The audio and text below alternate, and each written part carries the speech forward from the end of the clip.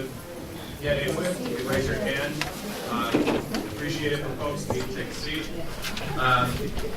So thank you for joining us. I'm trying to be sensitive to your time. My name is Connor Reed. I'm the town administrator here in Easton, and I'm with staff from the town to discuss the town's proposed district improvement financing. Is this better? Yeah. All right, so we'll do it this way. My name is Connor. I'm the town administrator here at Easton.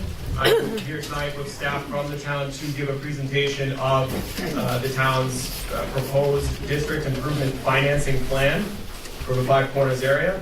And as much as that rolls off the tongue, we're just going to be short and call it the DIF. And if I make any mistakes on acronyms tonight, please bear with me. I have a toddler at home, not a toddler, baby, very small baby. He's teething, so all the things on our agenda, sleep is not one. So doing my best.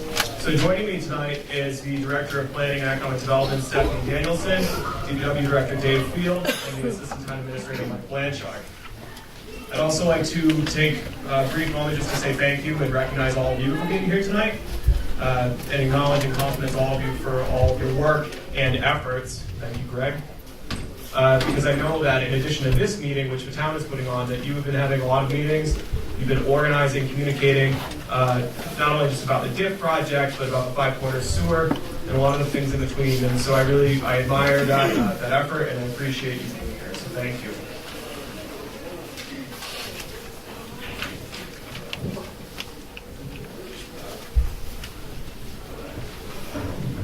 So, what the town's goals are tonight for this meeting, I think it's helpful for us to review what the objectives are for the meeting tonight. So tonight, by the end of this meeting, hopefully we'll all learn more about what a DIF is, why the town of Easton is considering a DIF for the Five Corners, how the town has advanced that project already, and what steps remain to advance that to adoption.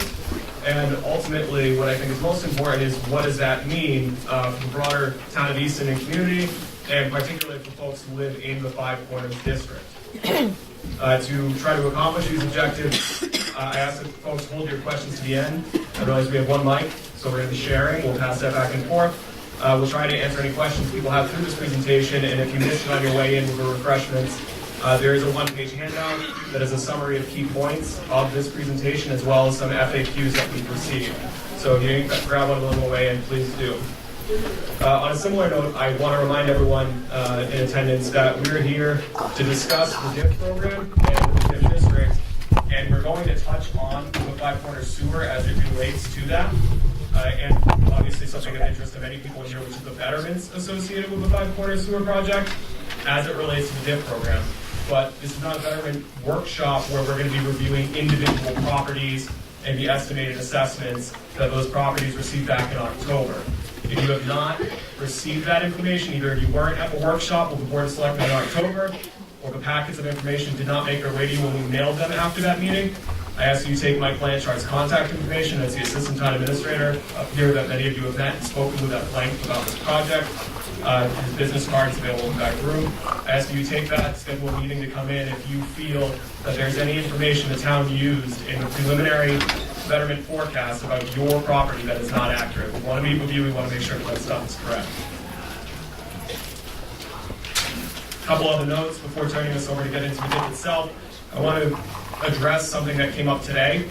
One of the residents in the room, Dale, to be specific, not to call you out, forwarded a presentation to us this morning that Dale had intended to present tonight, with the town and selectmen being folks hearing from members of the Furnace Village Neighborhood Collaborative, specifically your thoughts on the Five Corners DIF and what that could mean as it pertains to betterments of the sewer project, as that has distinct impacts to folks in your neighborhood.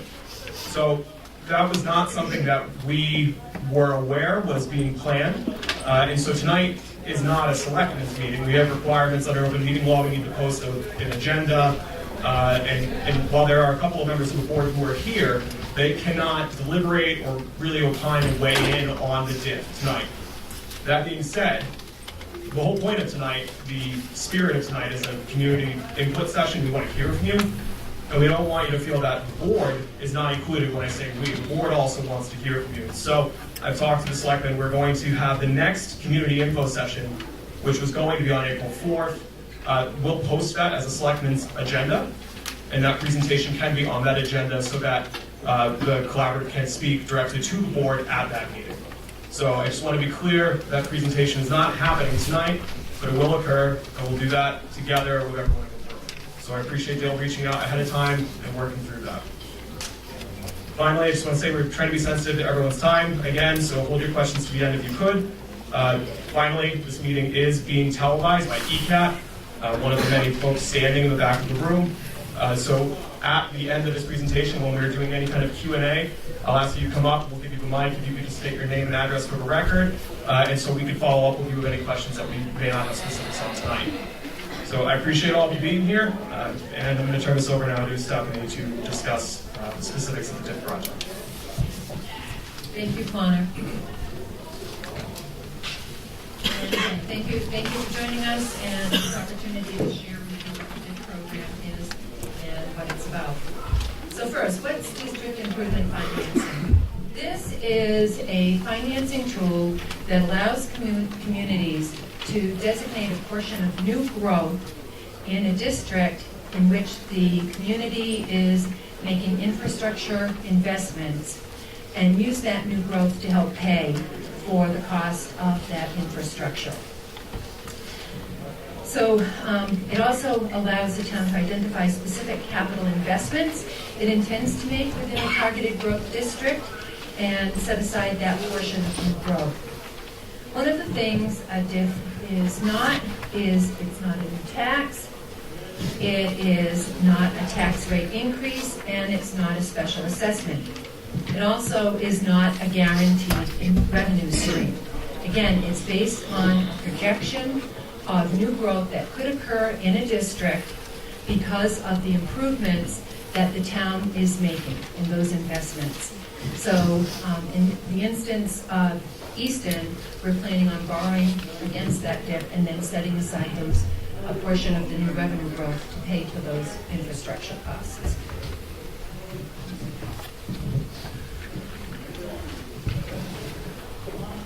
I'm sorry, there's a lot of noise out in the hall. Could you speak up just a little more? I'm sorry? There's a lot of noise out in the hall, so we can't hear very well back there. Okay, so I'll try to talk even louder. Thank you. Why is Easton proposing a DIF district program? Primarily, we're establishing the DIF as an economic development driver. The town envisions this district as a vibrant, mixed-use, walkable area that provides the residents an opportunity to live, work, and play in the area without having to leave their neighborhood. And I'll talk a little bit more about this, but we've heard this from the community many times in several visioning sessions. This process actually began in 1970 when the town first started talking about sewering within the town. I mentioned we've had at least 3 community visioning sessions, one that included a broad representation of the community at large in 2007. The Envision Easton Master Plan process included several visioning sessions, and most recently, the one that we held for the Five Corners District, specifically back in September. And a number of you folks I see in the room tonight actually participated in that session. Again, thank you. That really helped solidify what people want and like to see in that district, and it really created that vision for us. The DIF was also seen as a way to offset some of the construction costs associated with the infrastructure improvements and the sewer costs.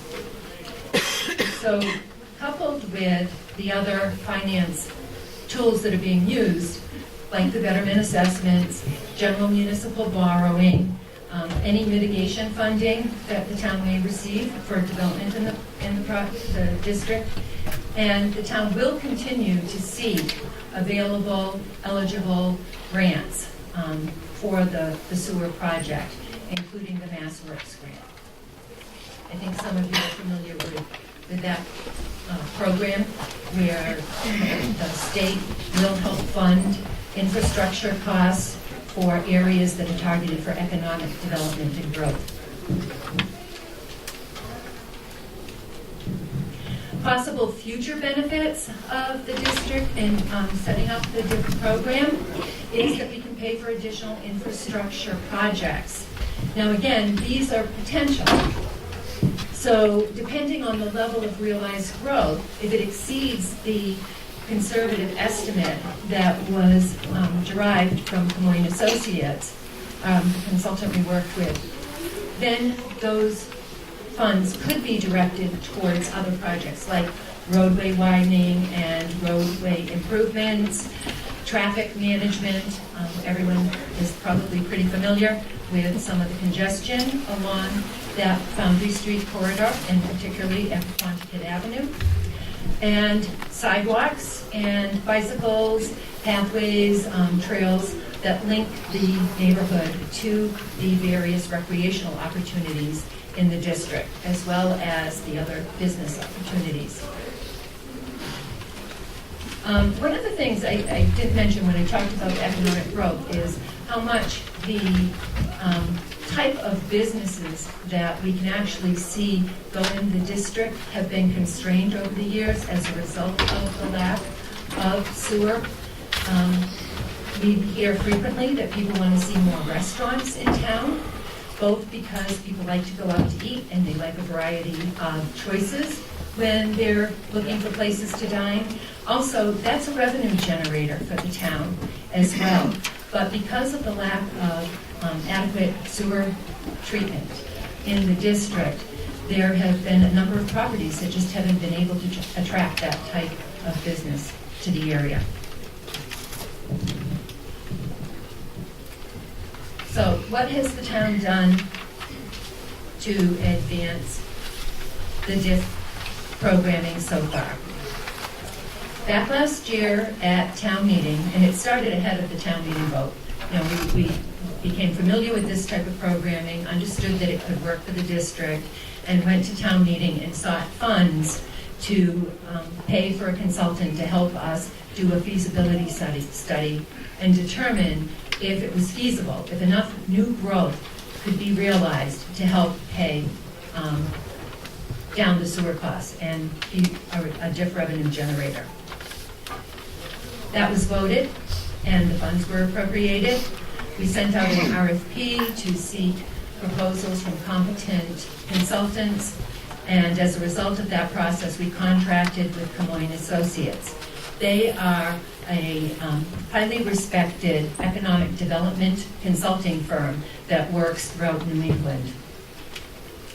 During the period of July through October, Camoin Associates started the feasibility assessment. They conducted a market analysis to determine what kind of businesses the district could attract, what type of market exists within the 1 mile, 3 mile, 5 mile area. They facilitated the charrette, the community visioning session that I referenced that we had in September, and then they conducted a financial analysis and revenue forecasting. And based on that result, that process, they determined that there would be a sufficient amount of new growth, conservatively speaking, that the town could realize that could actually help offset some of the sewer costs.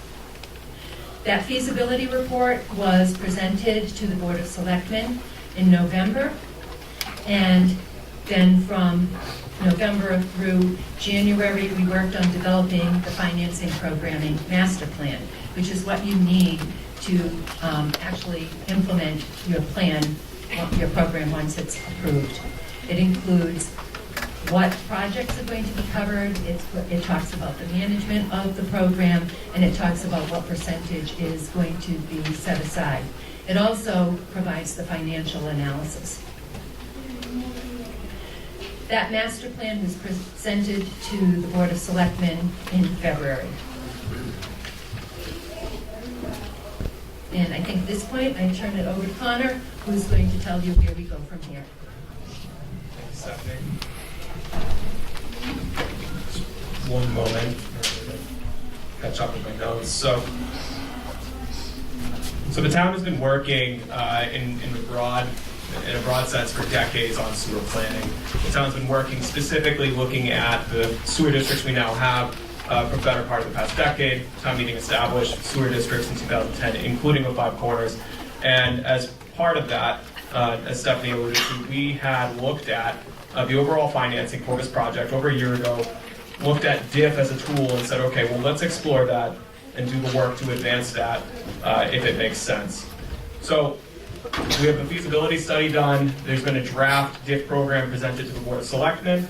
And so where do we go from here? So tonight is the first of two public info sessions on the DIF program.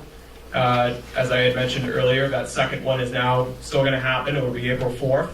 But that will also be a Board of Selectmen's meeting so that there can be a presentation to the board. There is a draft of the annual town meeting warrant. The first draft of that was published yesterday. That includes a warrant article for the DIF program. That will be reviewed under its normal process with the Finance Committee. I believe the Finance Committee is going to review it for its first night tomorrow night. And ultimately that will go before the Board of Selectmen in late April for them to accept that proposal and make a recommendation on that warrant article. From there, that warrant goes to the annual town meeting, which is Monday, May 20th, 2019, at which point the voters in Easton will make a decision on whether or not they believe that establishing the DIF makes good sense. So I apologize, I'm loath to have PowerPoints that have walls of text, but this is relatively technical stuff, so I felt it would be important, rather than put a bunch of bullet points that leave a lot of the important context out, to just put all the information up there. So forgive me, I'm going to read from the slide. So what, fundamentally, beyond what I assume is everyone in here is really into financial planning for municipalities, what matters is what does this actually translate to? Not just for the town, but for Five Corners. So first, let's talk about what could the adoption of a DIF district in Five Corners mean for the town. So adopting the DIF as proposed could provide the town with an important additional source of revenue to support the Five Corners sewer project, as well as possibly additional future infrastructure needs that not only our capital plans have identified, but we've heard directly from many of you in this room that you would like to see down the road. An important point here is that the DIF program lays out possible projects in the future. Adopting a DIF program does not obligate the town to do any of those future projects identified in the plan. So take the sewer aside, there's appropriations in place for that. That project is advancing. There are other infrastructure needs that we know about in that area. We would like to do them, but they have to be identified in the DIF plan as a possibility in order to be eligible for those funds. But that does not mean that that funding will necessarily materialize or that the town will move that forward. Any additional capital projects that are included in the DIF as possible programs are projects that would still need to follow the standard local process of review and appropriation at town meeting. So we've referenced future actual growth. So what the growth in this area of town actually ends up being, it has a lot of really important implications. We have seen and we know that putting in improved public infrastructure has a lot of benefits. It allows private property owners to do more with their property. It attracts private investment. You see that downtown. We'll see that soon in the Route 138 corridor with Queesit, and we hope to see that and expect to see that in Five Corners. However, we are not in the business of making predictions and saying it will be with positivity. We don't have that control. So the plan, as proposed early this winter, has important implications for the town. Any incremental growth that comes in that plan that is in excess of bond payments associated with sewer. Stephanie mentioned that the idea here is that DIF would create a revenue source that the town could use to help pay for the principal and interest on some general municipal borrowing for Five Corners sewer. So any incremental growth in excess of those payment obligations, there's a few options with what that money can do. That money can either be applied to other infrastructure projects we know are needed in the area, like road widening, planning for traffic lights, things of that nature. That excess money could be deposited into what's called the DIF account, to effectively create a cushion and hedge against future years where growth may be lean, so that we have funds to tap into to pay those bond obligations, or that money can be transferred into the town's general fund revenue.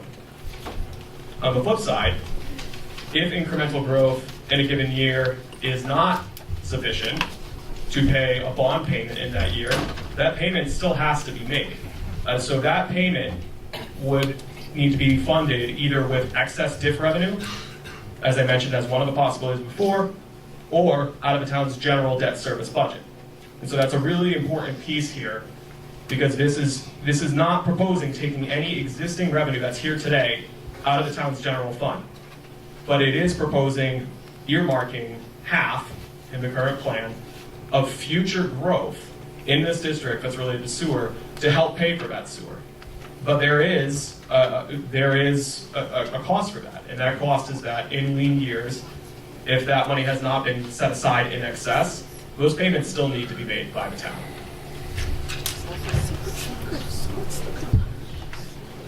So a little bit more specific to Five Corners, and perhaps should have started with this slide. I think this is probably of most interest to most folks in this room.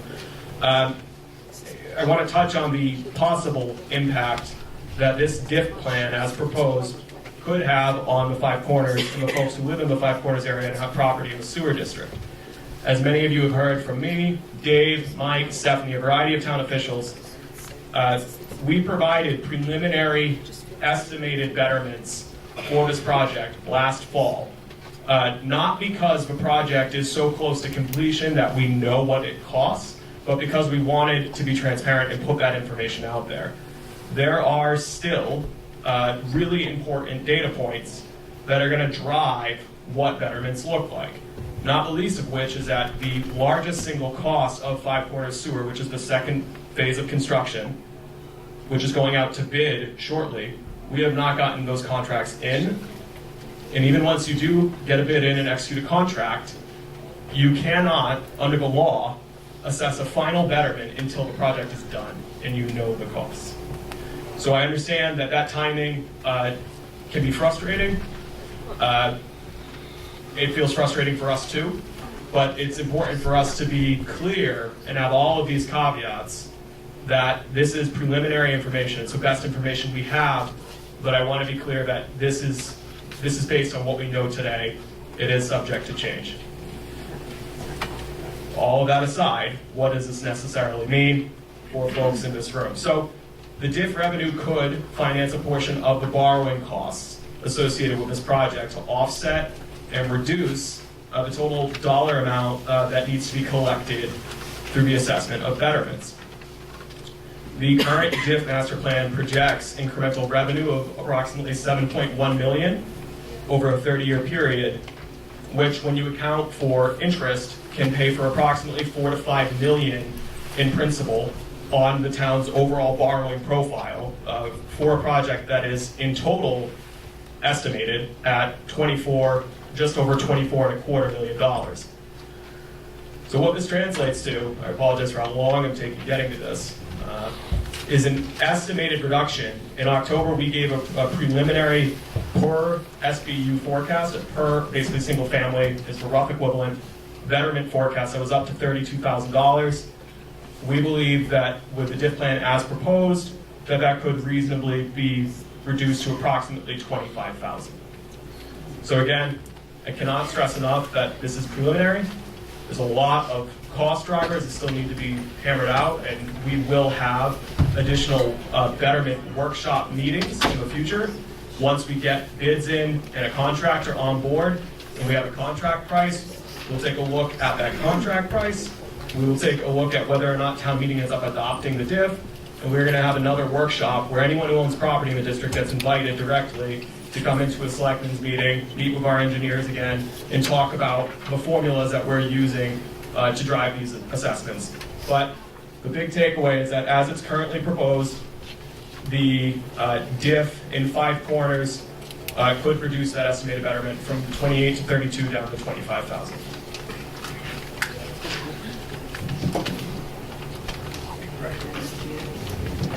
So we touched on in the big picture, all the planning that's happened in Easton over many decades that has led us here. We talked about the past year in particular as it pertains to DIF.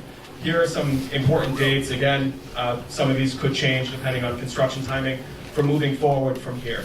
So right now, spring and summer, Five Corners Sewer Phase 2 bids are going to be put out. We're going to receive those bids. A contract will be awarded. Once we award a contract, we will have a contract cost. That will allow us to do a refinement of the project financials and do another workshop and invite all you folks in and take a look at that. Sooner, on April 4th, there's going to be that second community input session and Board of Selectmen's meeting. I believe that is at Richardson Olmsted. We will confirm that. That'll be posted on a regular Board of Selectmen's agenda, and we'll make sure that staff in my office communicate with Dale and folks in your group to get that information to you. After that, in later April, the board will take a vote on the DIF plan and a warrant article associated with it. May 20th, 2019, that's annual town meeting again, 7 o'clock. It will be on the warrant. It'll be up to the voters at town meeting. The town will give a presentation at town meeting about this DIF program, what we think the benefits are, why we think this is reasonable, in addition to Camoins' conclusion that this is a reasonable and helpful financial tool in this district, not just to try and provide some alleviation and reduce that betterment, but to give us a little bit of flexibility for tools that we will need in the future for other capital needs that we know exist. In summer of 2019, construction is going to begin. Some of you I did see at a meeting where Dave did a presentation of the traffic management. It's going to be a lot of traffic from this project. It will be very difficult. We've been trying to be very clear about that the whole time. If there was an easy and non-obstructive way to do it, we would have done it. So we apologize in advance that that's going to be a bit of a hassle, but we're going to do everything we can to mitigate that. So that construction is scheduled to start this summer. There will be a second round of grant applications that the town is going to submit. So Stephanie alluded to this. Perhaps I've not succeeded in being succinct about the various different financial threads that come together for a project of this size. But with sewer projects of this size, you have a variety of financing sources. You have betterments, you have general municipal borrowing that the town carries, you have mitigation payments, and also the town seeks grants. The town does not have dedicated grant writing staff, but we're relatively aggressive in pursuing grants as much as we can to support every project that we can, because we understand how critically important it is to try and get that money from state and federal programs to support these local projects. So we'll be going after additional funding again this summer.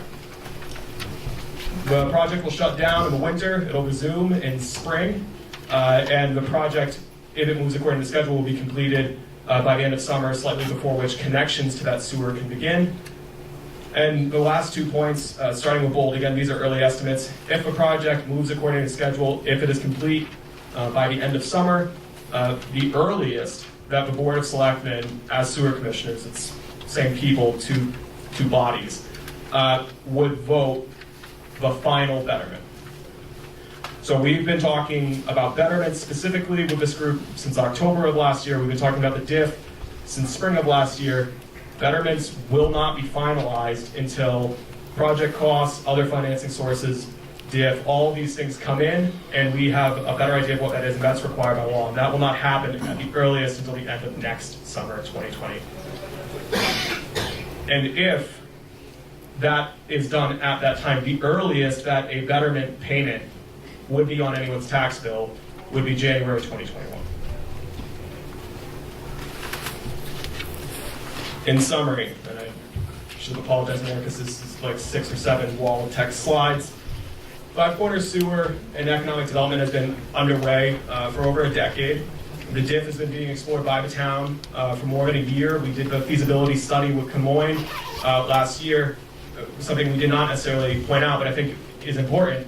You can't, by statute, you can't just say, we want a DIF, we're establishing it. You need to go through the rigors of a feasibility study, market analysis, looking at the infrastructure needs, looking at likely growth in that area, and have a good economic justification for establishing a DIF, because obviously planning to borrow against future revenues has some level of risk. So you need to be rigorous in that feasibility study. That was conducted last year, concluded it made sense to have a DIF in this area. DIF is a revenue tool. It's not a guaranteed source of revenue. Any borrowing the town plans to finance through DIF must be funded regardless of what the DIF growth actually materializes into being, which is part of what has necessitated a conservative approach to this incremental plan. DIF identifies a portion of future new growth to invest in infrastructure. It does not take existing funding away from the general fund. It is not a new tax. It is not an assessment. It represents an investment in buy-in from the town and the broader community, which demonstrates commitment to developing a targeted area. It improves the town's standing for grant applications. It could reduce the estimated betterments for a Northern Five Corners Sewer District. Growth contingent, it could provide additional funding for other important projects we know this area needs. And it's locally designed and locally approved. This has to be approved by town meeting. This is not an administrative project that we can just implement. It has to be approved by town meeting. Similarly, it's not permanent. The DIF program can be amended through that legislative process in the future based on those actual growth numbers we're seeing. Because part of the program is that the finance director, myself, the assessor, planning, DPW, we will look at how those growth trends are actually coming into being compared to our projections. And if it makes sense, we can go to town meeting and adjust that plan if need be in the future. So I know that was a lot of information. I apologize for how text heavy it was. This is just a map of the district. And with that is the conclusion of our presentation. I have some contact information here for anyone who has specific questions on the various different pieces of this, but we're happy to open it up now to general questions. We only have one mic, so we'll be sharing. I please ask that you come up, state your name and address, and we'll take it from there.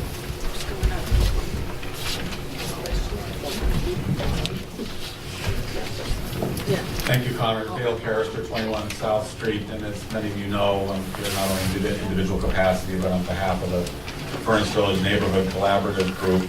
I wanted to first, on behalf of the group, thank Connor, Stephanie, Michael, David for working with us on all these issues. Stephanie reached out to us to schedule the meeting on a date and a location that was convenient.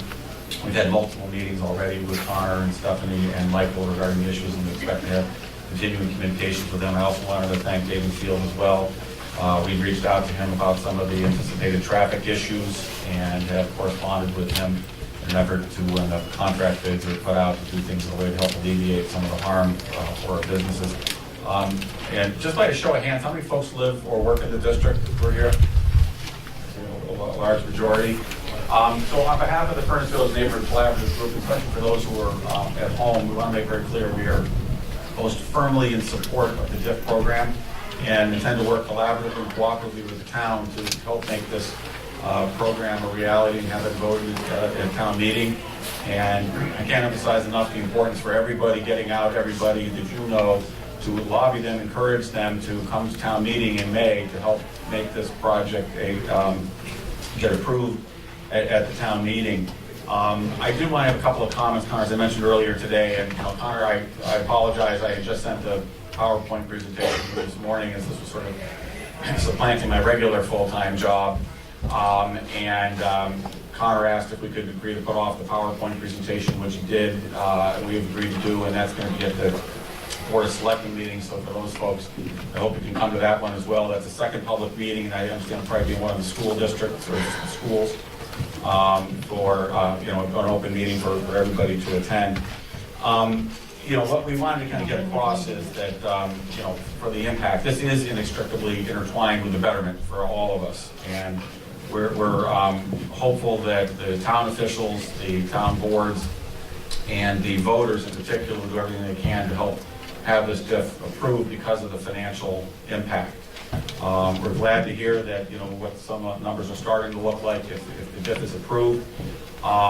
Just by way of reference, so folks understand on that with the numbers as they're currently assigned, one of the things we want to get across with the more detailed information in the Board of Selectmen meeting is what the impact is. When you add up the total cost of the betterment assessment, the connection fees, and the additional sewer annual fees that have to be paid, and even with a significant reduction to the DIF. And I'm hopeful folks who are watching this at ECAD ultimately will understand, why it is that we're desperately in need of the DIF to be approved. And that's when you look at the numbers.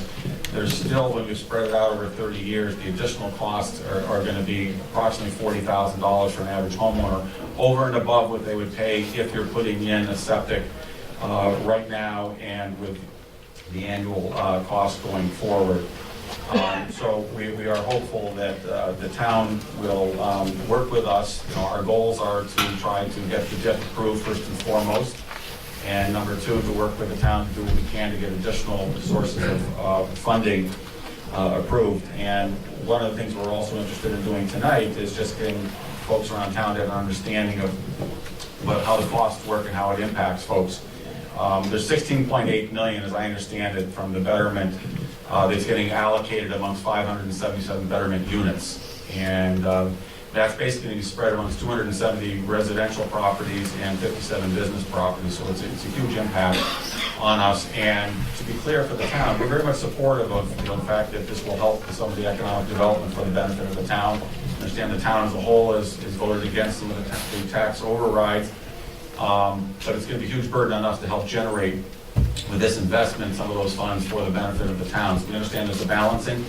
And one of the things also, Connor, what might be helpful is have a further explanation about what the tension between our group looking to get some additional relief on the betterment and the town's perspective on the being conservative on the funding, because those funds they're not guaranteed to actually come in. So we've had meetings with Connor trying to get a better understanding as to why it is that the town is arriving at the position that they're currently at. So a couple questions I had were, number one, on the figure you used on the figure, you used 7.1 million for what was expected to come in. I think I'd seen on a DIF plan of 14.2. So is the 7.1 what's expected if you take the 50% that's available to apply towards the actual reduction of the assessment, the borrowing against that? So that's a good question. So in the feasibility study, and again in the draft master plan, Comoyne Associates has identified what they believe is likely growth that will can come to fruition once the sewer is put in. They project, again conservatively, that could lead to 14.2 million in new growth cumulatively over 30 years. So the number you were referencing, Dale, of 7.1 million that the town is using in its financial models for the sewer, that represents half of that. So the current DIF increment plan, because that's what this is, it's an incremental finance plan, proposes that half of the revenue, new growth revenue that is generated as a result of the sewer being put in, would be allocated to the DIF account and could be used for things like paying down bonds to reduce the project cost to be better. And as I understand it, the process is such that once all the construction is complete and the numbers are done, including change orders and so forth, then it's at that point in time that the figures are determined. Some of our folks have asked, what kind of assurance do we have in terms of the actual application of these funds to reduce the betterment amounts? We're looking at these numbers and we understand the town has to borrow against that in order to then apply towards the construction costs. Some folks have asked, what is the assurance that we have that those funds will be applied to reduce the betterment? And secondly, if you could maybe speak as well to some of the other possibilities of other funding sources, including the remainder of the Avalon sewer stabilization funds that have resulted from the additional payment from Avalon and also the Mass Works grants. I think our folks would appreciate hearing about that. So interrupt me if I don't remember each point, please. I'll remind you. So, God, I'm sorry, what was the first one? Daughter's 3 months old, please bear with me. So there's a few different pieces there. One was about the commitment in terms of what's actually applied. So the DIF plan is available online. I should have led with this, I apologize. Easton has a website to go to this project. It's our normal website, easton.ma.us/DIF. That includes the district improvement financing development plan, which identifies the specific projects that we would use these funds for. And you have to identify those in that plan to be able to use those funds. So as far as the commitment from the town is that that has been identified in the plan as the only kind of concrete project no pun intended, but that is a project that is happening, and that's identified in there as the primary focus of the DIF. So that's the first piece. The second piece, as far as other money, so, and Dale, you brought up to me earlier a question of, well, Avalon paid a mitigation payment back in 2014-15 when it was going through that process in the amount of $3.914 million relating to sewer. That money was used, 2.2 million of that was used to build the first phase of sewer, and to do so earlier, which actually, although this is still one of the largest, if not the largest capital projects we've ever done, building a sewer was cheaper a few years ago than it is today. Construction costs have gone up. So 2.2 million of that was used to pay for that first phase of construction. The remainder of that was put into a sewer stabilization account because had it not been moved into a stabilization account, then that would just effectively be rolled into free cash. Free cash is any excess revenue above what the town projects in our annual operating revenues, and that money would not be identified for anything. It would just be in free cash, which could then be used for any capital project. So that money was put in the stabilization account for sewers specifically, because we have a capital stabilization account. So it was put in a specific, and we created a specific stabilization account to put that money in there, knowing that this project, the next phase was coming. So as my multi-paragraph caveat before kind of touched on, we're still early in this process. And so when we were putting together the preliminary sewer betterment estimates for folks back in October, as much as we would obviously like to come out and say it's going to be a bargain, it would not have been responsible for us to assume the application of every dollar of that mitigation that's currently in stabilization before we know what the project actually costs. So that money has been put in that stabilization account, and we have experience with this. This sometimes happens. You have to do your absolute best. You have very competent engineers estimate the cost of a project. Over a project of the size and complexity, it's an estimate. You get a bid in. If the bid's over that estimate, and you've already assumed application of every dollar you have at your disposal, you're in trouble. So that's why we have not done that yet. It is the town's intention to apply a majority, most of that money to the project. That will be one of the pieces that moves between now and the betterment being voted. So that depends in part on what you actually get back for the contract bids and the lowest qualified bidder? Yeah, so under the law, we have to award contracts to the lowest price qualified, responsive and responsible is the language, bidder. The lowest price to a company that demonstrates that it can do the job. Change orders happen.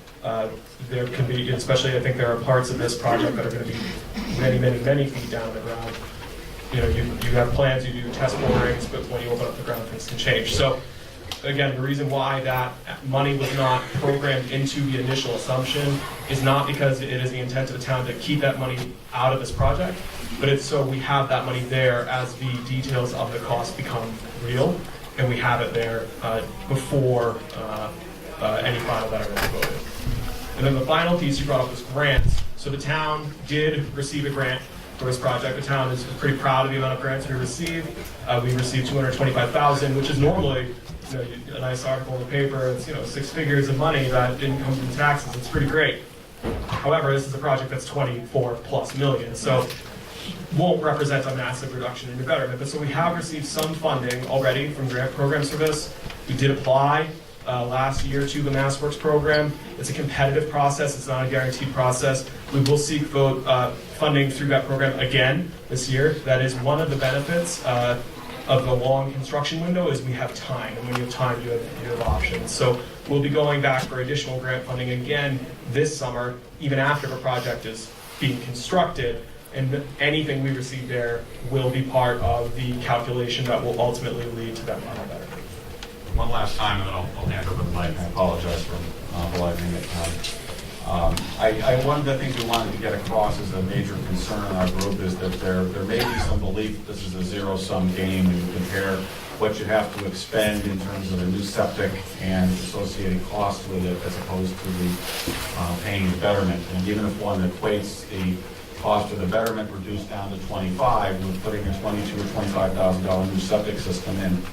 the extent there's any zeroing out, it's as to those two things, but the huge concern for our folks here is going to be the expected private connection cost. And based on what the research we've done, we're sort of estimating for an average house in our area where the homes are a little further away from the streets than in North Easton is about $10,000 to $15,000. If you get a loan over through the Board of Health at the 4% over 20 years, you're talking a decent chunk of change.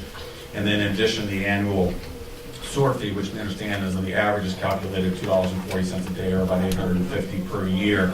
So for the 30-year time period, there's a lot of additional costs. That's what I was sort of referencing in terms of the extra costs. I just want folks to have an understanding it's not a zero-sum game for us. So, you know, there are no question folks in our group have approved the sewer project. We understand that's decided, it's coming in, but there are some that were not in agreement with it, but everybody nonetheless has to deal with the betterment, and those who are going to hook up have to deal with this additional cost.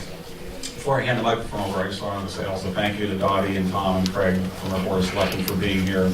We look forward to doing more detailed presentation on our behalf, and if any of the finance folks are here as well, I wanted to thank them. And I think Neil wanted to speak a little bit as to on the business side of things. Thank you. Appreciate the indulgence. Thank you, Dale. My name's Neil Levine. I own McGuire's and the Foundry, and I also have 2 houses on 106. I'd like to take a second to really speak to Connor and all the town officials about what the betterment means to the local existing businesses in the community that have been here for decades. The effect of a $32,000 betterment on some of the long-term existing businesses in the area, and again, this doesn't include the connections, the interest, and the fees. Let's start with the big corporations. Burger King at $32,000 is on the hook for $128,000. CVS is on the hook for $160,000. Dunkin' Donuts is on the hook for $352,000. The Plaza at Shaw's, they're on the hook for $1,152,000. The Big Y Plaza, they're on the hook for $1,376,000. Target is on the hook for $1,440,000. The local banks in town, Harbor One Bank, $64,000. The Bank of Easton, $96,000. Northeastern Savings Bank, $512,000. Some of the industrial buildings on 106, $192,000, $224,000, $416,000. What about God? God's going to be paid. The Fellowship Church on 106, $352,000. I'm getting there, hold on. Mike Marica, you in the room? Are you here, Mike? Mike owns the Urgent Care Building on Depot Street, $128,000. I saw my friend Keith in the room. He owns the plaza where I golf is, across the street from McGuire's, $128,000. Arlene Keach, wait. Everybody knows Arlene. She owns some offices and shops at the end of Peconicut Street, $160,000. My partner and friend Alan Waldorf is sitting in the room. He owns Audio Visual Intelligence and Subway. He's on the hook for $192,000. As I said earlier, I own McGuire's, the Foundry, and 2 houses on 106. Along with my partners that are in the room, we're on the hook for $544,000. All of the properties that I mentioned have perfectly functioning septic systems that have been well maintained. The cost to bring new business and new revenue to this town is being carried on the backs of people that have been doing business in this town for years. My back is killing me. These costs are devastating, not only to the homeowners in this room, but to the businesses and the residents, the people who work in this district every single day for decades and decades. The costs are crushing us in order to encourage new growth. That's how the local businesses are being effective. I implore you as town officials and people that can help make decisions to do everything you can, not just to approve the DIF and bring more funding into this, but do whatever you can, whether it's sewer stabilization funds or mass grants, do everything you can to get these costs down so you don't crush what we have now and ruin what we have now at the expense of bringing something else into the district. Thank you.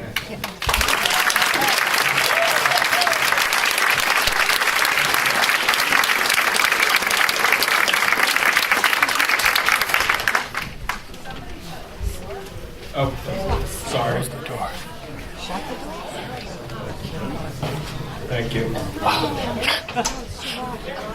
Anyone else would like to come up and speak? Why don't we walk it down?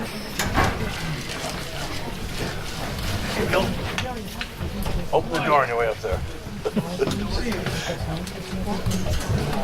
My name is Dan Corbett. I've lived in Easton since 1902. No,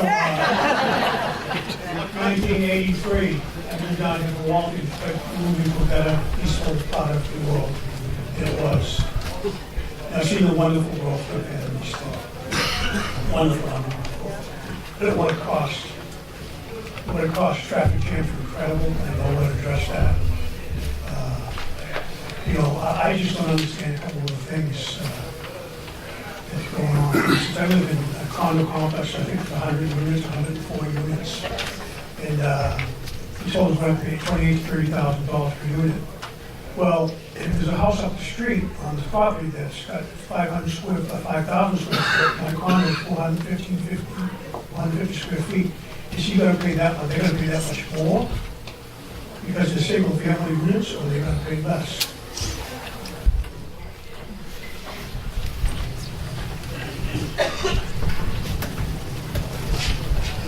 Thank you. So to be clear again about individual betterment assessments, right now in the preliminary betterment formula, we have tried to take stock of the fact there's a tremendous amount of condos in this district that's unique compared to the other two districts we've done. But betterments are, the way that betterments are apportioned is based on a proportional use of a project. And you look at all sorts of things to get to that, including water use.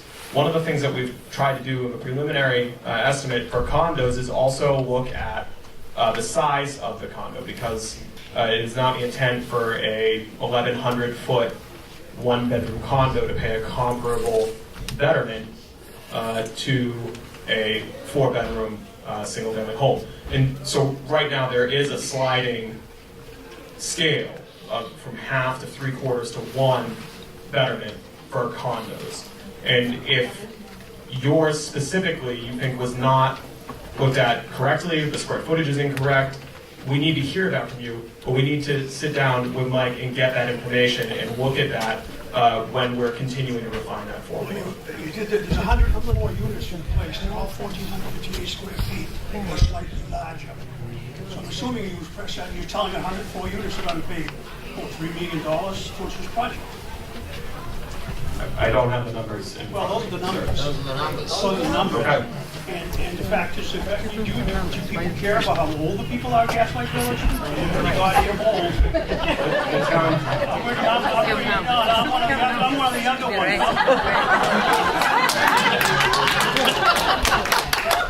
No, seriously. This is serious stuff. I got this thing in the mail and I say, my God, you got to be kidding me. And I don't use everyone's commercial properties. I don't go into a lot of places to eat and stuff like that. Anyway, I cook myself, or I go out of town. And beautiful development uptown. There's more to that than the FID and CUF and whatever. I know that. There's a lot of stuff in this town that makes me very unhappy. And if I could, I would move. And just like 3 or 4 people put their houses, their condos on the market this past week in Gaslight Village. 3 or 4 brand new condos. You're driving people out. You're going to drive people out. Everybody that doesn't want this, get up to town meeting and vote. We still have a town. We still have a vote. We have the right to vote for or against. So the strength in numbers, be up there and... I would like to clarify, the DIF proposal, so I know these things are obviously related. The DIF has an impact on what that betterment number is. And under the law, the betterments have to be assessed based on the property, not based on who lives there. That's not a decision that the town has. I understand that. Okay, I appreciate that. It's not a decision we have the power to make. The vote that will be going to town meeting this May is not whether the sewer happens. As a matter of fact, and we had it on one of these slides, and I'll go back to it, that is a vote. That is a series of votes that has happened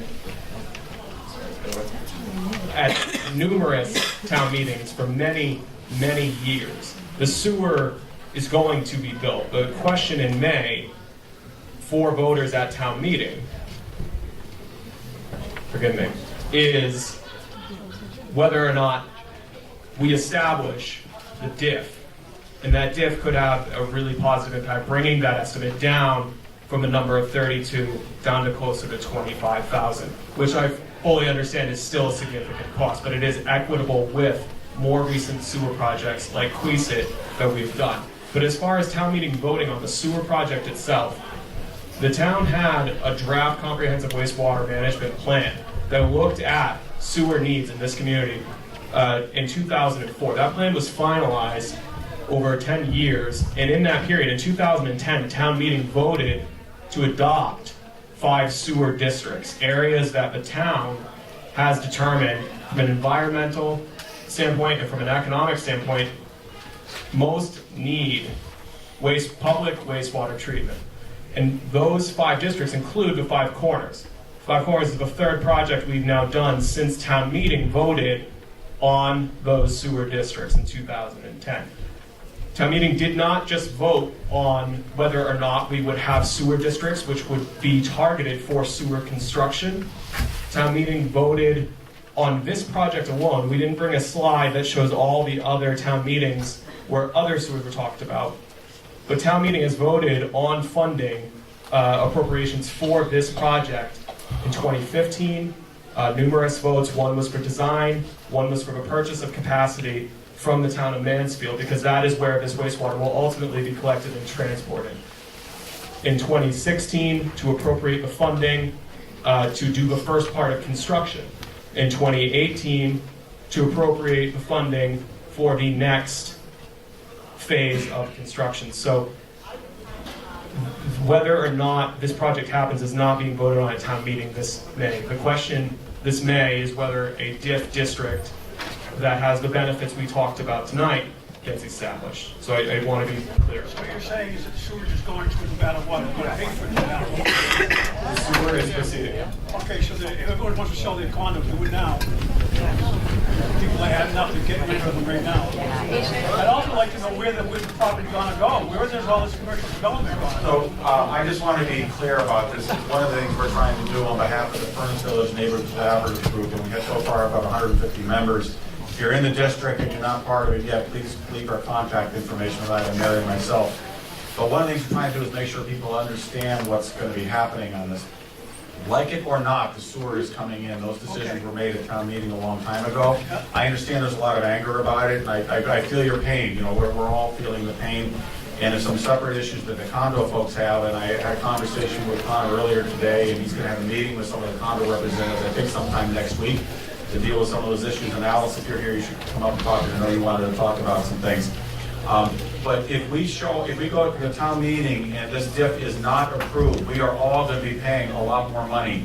So I can't stress it enough. It's really, really important to show up at the town meeting and get the folks out here to support the DIF. So this battle it's not about the sewer coming in or not. Those are battles long ago, and we as a group made a collective decision on this that we thought that the most prudent course of action was try to work collaboratively with the town to reduce the cost that you all have to pay. And we're working aggressively to do that. We try to get as much money as possible to be applied to reduce and make it a little less painful than it otherwise would be. Thank you for clarification.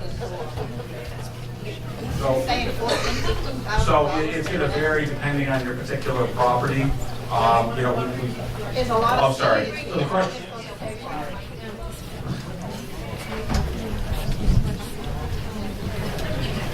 connection to sewer is gonna be running $14,000-$15,000. And we electricity, we are on fixed income, how are we supposed to pay for that?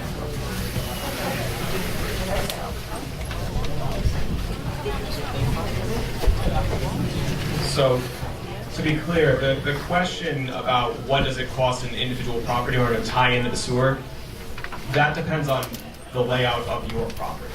So it's going to vary widely depending on your property, where your septic tank is located, and the town doesn't have control over that cost, and we can't estimate that for you.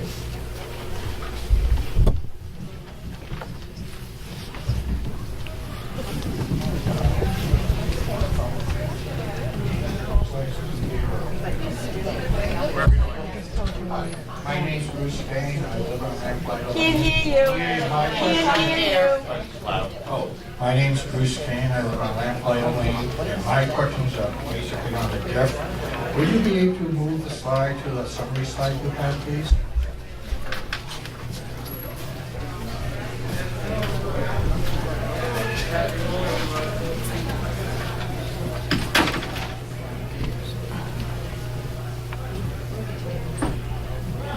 Yes. The last point is not a permanent commitment. This tip basically deals with the Five Corners area. From what I read there, it can't be changed to other districts within Easton, or is it specifically focused on? I can answer that question. No, it cannot be changed to be used for other districts. The money can only be used in the Five Corners district for which it was originally established. What Connor's talking about here, and he mentioned earlier, let's say significantly more money was generated, new growth occurred, and it covered the cost that was associated with the sewer, and we completed the other projects. We don't anticipate that happening with the other projects, all of these completed as a result of this. If it did, and at some point, 10 to 15 years out, the town decided, you know what, we want to amend this, we want to take less. And maybe more. You can go to town meeting and amend the program that way. You could amend, you could also.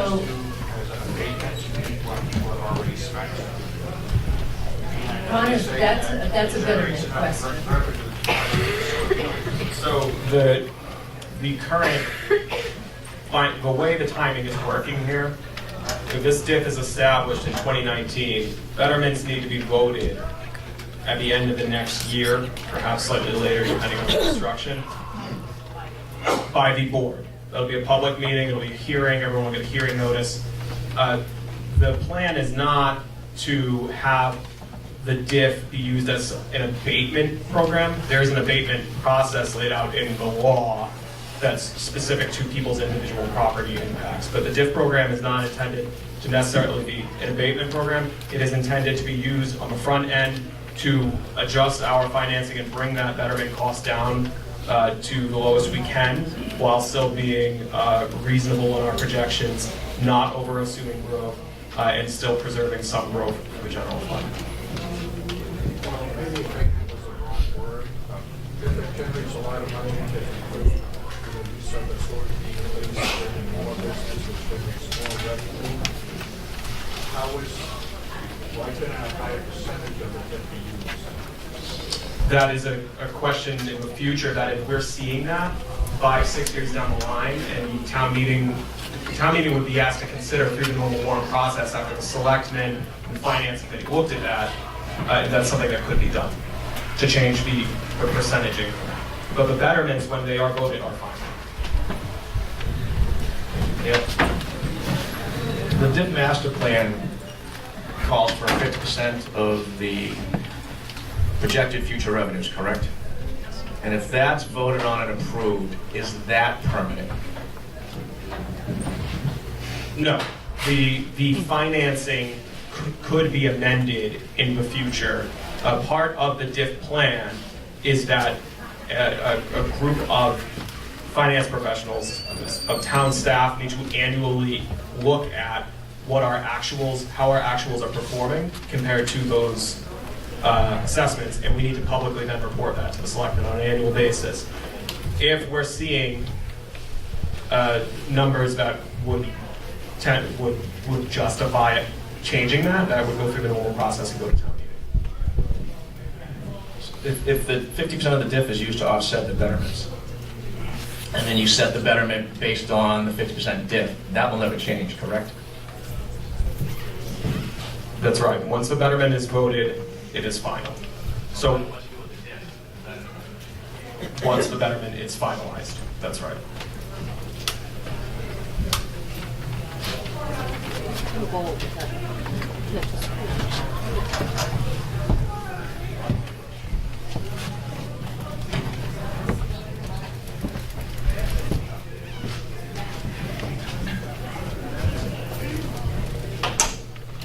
Hi, I'm Alice McCow, and I'm a resident of 25 Gaslight Lane, and I was asked to speak representing the 4 condominium complexes that are in the area, which is Gaslight Village 1 and 2, Easton condominiums, and Greenwood Village. Our biggest concern is that we feel that the cost is excessive and unfair, especially. Hold the mic close to your mouth. Okay, I knew this was going to be a problem.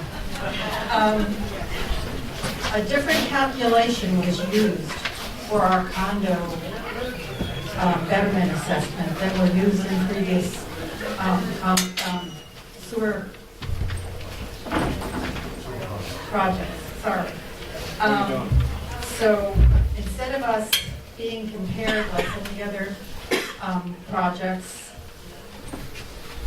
by condos alone and homes by bedrooms, they've decided to use square footage and came up with an arbitrary, supposedly based on water usage of 250 square feet.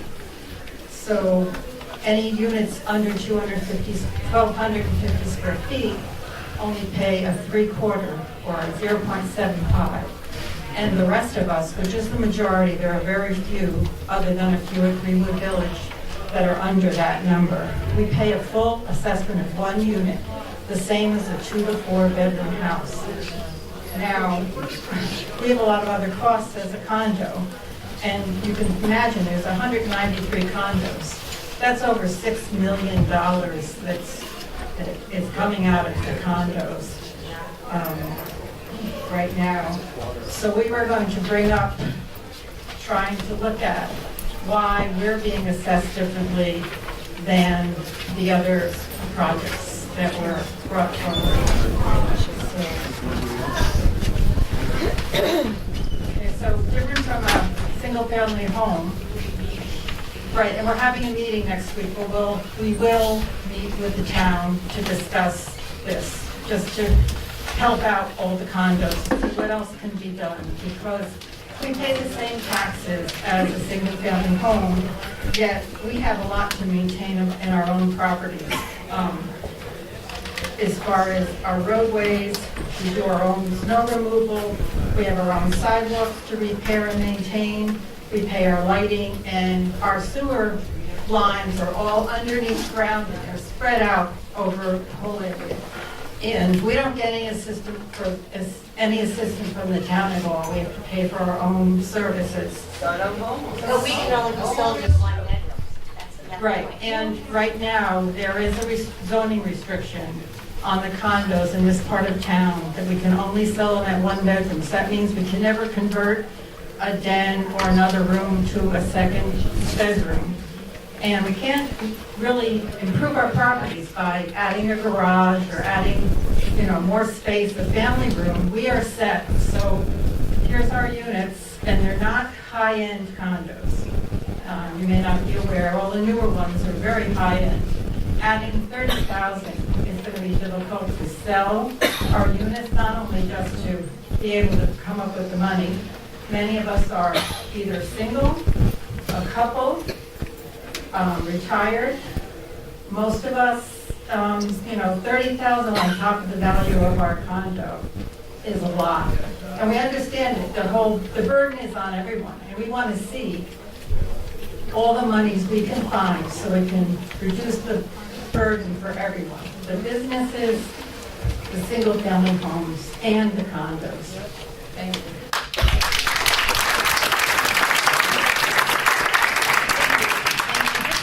To address, you mentioned that the condominiums are restricted to one bedroom, and we've heard that before. We've done some research, and we cannot find anything in the town that restricted that. So, You can see it in our deed. I'm sorry, we could not find anything that the town restricted it. It wasn't a restriction. I could not find any evidence that it was restricted by the town through the permitting process or through the zoning. And I did look through the zoning. We did additional research, and there's a master deed for each of the condominiums. And that master deed does lay out a description of each of the condominium complexes and the composition of each unit. So that may be something that you can explore beyond, but it doesn't look like there's a restriction that the town placed on these units. It is still a constraint on the valuation of the units. I mean, it's just a number. So this gentleman has had his... My name is John Murray. My name is John Murray. I'm representing Betty Moore, who lives on Palmer Street. She's a 98-year-old single resident homeowner. So my question is, once the betterments start, maybe other people assume that, I'm not sure. Once it starts, does it the entire amount belong to that homeowner, or does it pass on the remainder to a new owner? So that's a good question. There's two pieces. I'm going to ask Mike to answer one regarding betterments on properties on folks who may qualify for certain deferrals. But betterments go with the land. They're assessed to the land. And the betterments are not, there's a principal amount of that betterment, but the town, again through town meeting, years ago adopted a local act to make it so that the default term on a betterment is 30 years. So individual homeowner is not responsible for the entire cost of that betterment up front, but spread out over 30 years on a tax bill. The $25,000 number that we gave tonight as an estimate, when you look at that on an amortization schedule, in the peak interest year, that's roughly $117 a month, and that drops down to closer to $70 a month as that interest tapers off over that term. So the first question is no, the individual in the house is not necessarily responsible for that full amount right up front. That betterment's with the land. However, when land transfers, banks frequently will want any betterment to be resolved as part of the sale. The town of Easton does not require that, but that'll be up to whoever is involved in one. And then, I cannot. And then I'm going to ask Mike just to touch on, briefly, a concern was raised about folks who might be living on fixed incomes as that pertains to deferrals. As you may or may not be aware, the town does currently offer exemptions for taxes. So if you are elderly, 65 or older, a senior, a disabled veteran, there are already opportunities for you that you can avail yourself of to help with your property taxes. In 2015, town meeting adopted a Mass General Law which applies those same exemptions that are applied to taxes to your betterments. So if you qualify for a tax exemption, you can also qualify for a betterment exemption. And if someone's maybe in that particular circumstance, feel free to contact me or the assessor's office and we can share what those specific qualifications are. There are different options, deferment, but it would be all the same that are applicable to taxes are applicable to the benefit. Help people just define some of those things. so then people here understand that they have options. Absolutely. So I don't have the complete list. There's a multi-page handout that's available on our website, but some of the exemptions are actually reductions in the taxes, and some are deferral. And so that payment is only made upon passing of the person or sale of the house.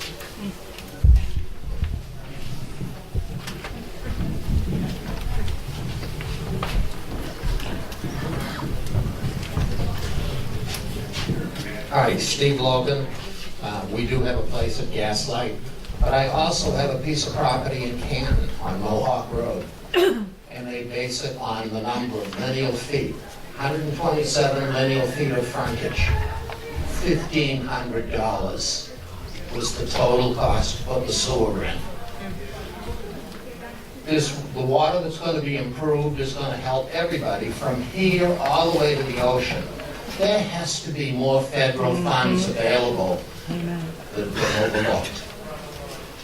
Because there's a huge difference between the $1,500 and $30,000. Thank you. So two things. You're correct, there are multiple ways of assessing betterments under the law. Linear frontage is usually done for projects like sidewalks, where that's a very straight line of if you have more frontage, you're getting more of a benefit. With sewer, what Easton has done for both of its sewer projects before, what we're proposing with Five Corners, is that we look at a variety of factors, including the use, because somebody could have a relatively small amount of frontage, but have a very water-heavy use property. So it wouldn't necessarily make sense for somebody, you could have a single-family home that has a very wide amount of frontage, paying more than a commercial user who's using 10 times the water. So that's the piece of, as far as what the rationale is there. As far as federal money, the town does pursue those funds. We have not received federal money for any of the sewer projects that we have done in the past 10 years.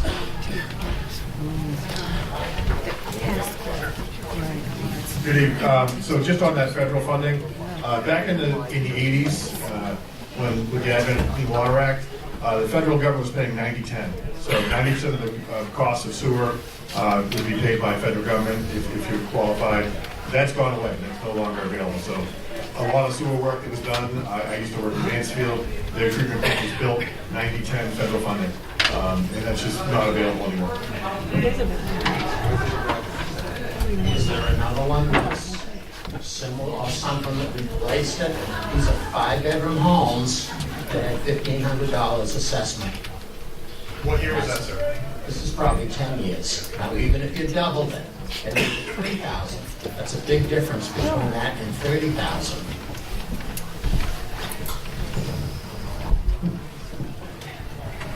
Hi, my name's Mary. I'm part of the communications team for East Village Neighborhood Collaborative. One thing we are looking into is the EPA database for watershed communities from that perspective. I'm going to talk to Stephanie about discoveries. Very, very new to us, but we do want to explore that avenue. So we're not giving up. We're going to keep looking for ways to reduce this for everybody.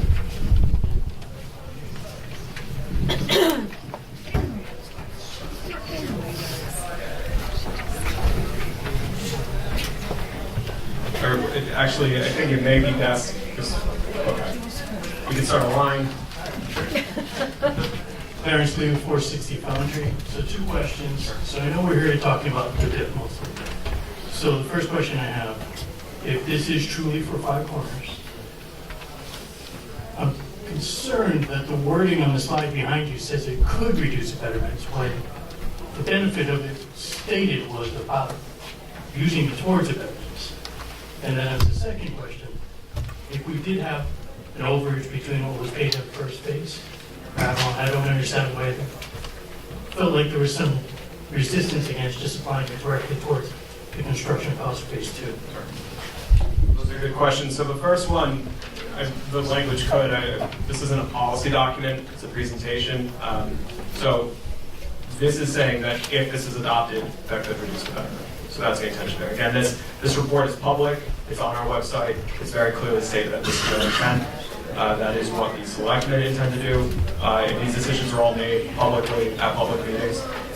So we're certainly not trying to sneak that by. On the question about Avalon, it's really just kind of a question of managing the town's money. Avalon's mitigation payments in total came in years before this second phase of construction began. And as you know, the construction has not yet begun. We have not awarded a contract yet. So we need to have the town meeting vote to appropriate any money that we spend.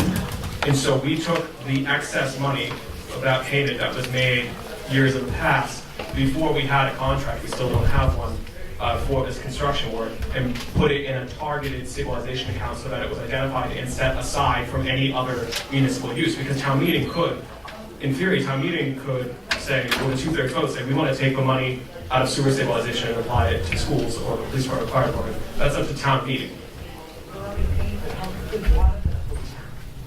So why should they have that anything else but this? I'm not saying that's the intent. The money was put in that account to specifically identify it to support the sewer. So it was put there because had it not been at that time, it would have rolled into what's called free cash, which is basically excess available revenue. And it means the capital budget would have gobbled up. So that's why it is in that account.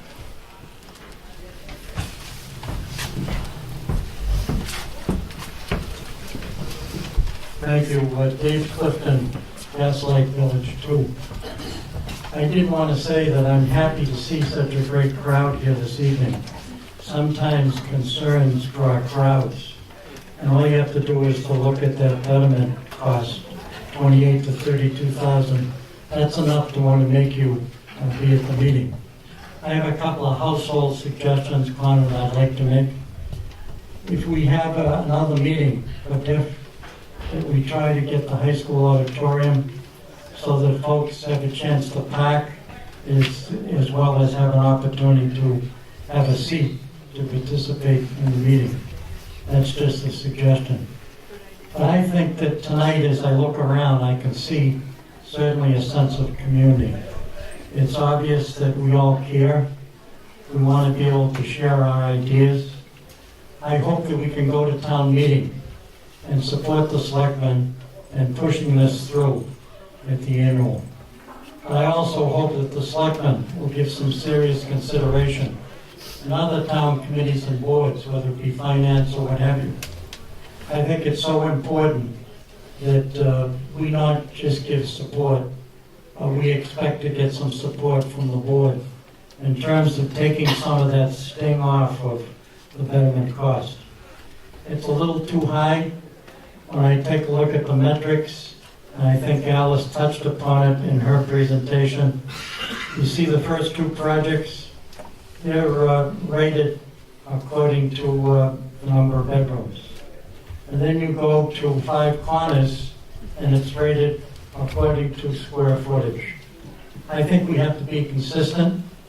I think we ask the town officials to do the best you can. I appreciate Dale's remarks.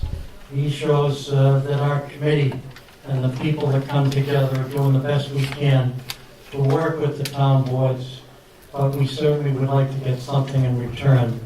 And that's a sense of cooperation and communication.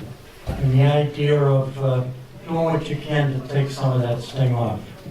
I appreciate it.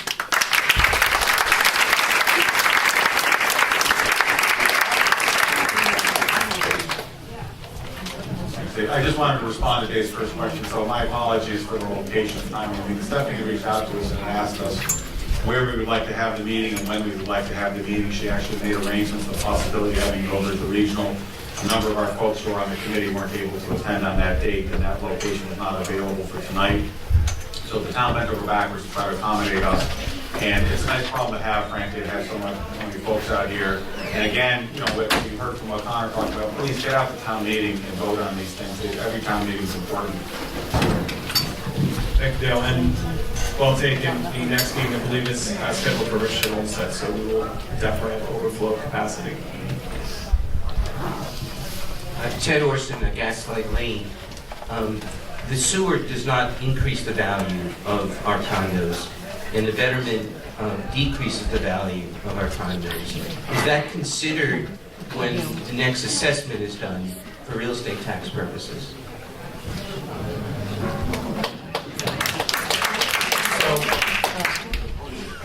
Having access to public sewer typically does increase the value of property. It does not. We have water running through, we have full use of sewer now, we're going to have full use of sewer then. There's no change in that from someone who's coming to buy our condo.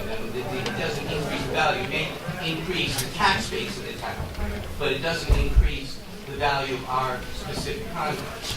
So to your question of does the existence of a betterment on your property deduct the value of your property tax assessment? Oh, no, I'm saying the next time they assess the condos,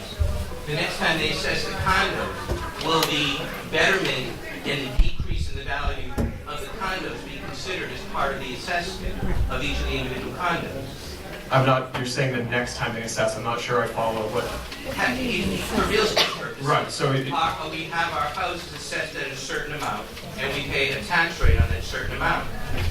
And based upon an estimation of value by the town, will they be considering the decrease in the value as a result of the betterment, which wasn't in place the last time we were assessed? So I'm not the assessor, but they would look at follow the law for assessing the fair market value of a property. But I could specifically ask them.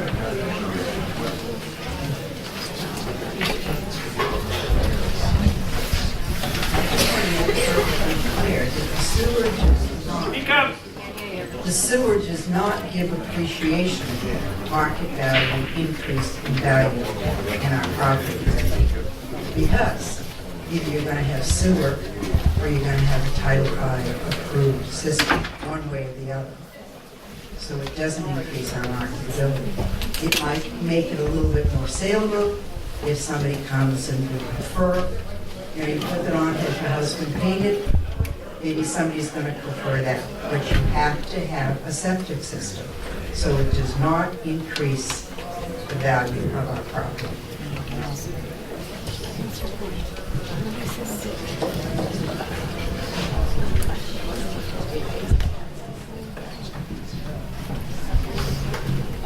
Brian Sawyer, Gaslight Village. I heard about the DIF. That with the estimate, we're going to get $14 million in new revenue to the town. So why is it 50% cash on the project, $7 million towards the betterment, when there's another $7 million not accounted for?